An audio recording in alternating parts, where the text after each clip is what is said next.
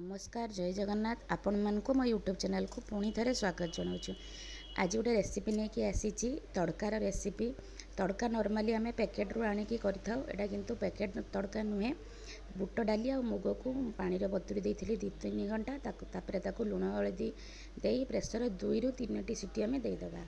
तापर ता मसला ये कटा अदा कटा रसुण कटा पियाज बिलाती आउ मेथी पत्र नहीं तेल एवं गरम करदे कड़े से देदेबा कंचा लंका तापर से काटी रखिथिबा पियाज को देदेबा।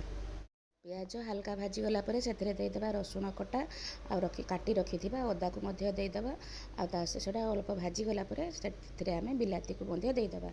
बिलाती को अल्प कषिबा बेसी कषिबानी तापर एथिरे सब गुंड मसला ऐड करदबा जेमती लंका गुंड जीरा गुंड हलदी गुंड आउ करी पाउडर तापर रखिथिबा कस्तूरी मेथी को देदेबा।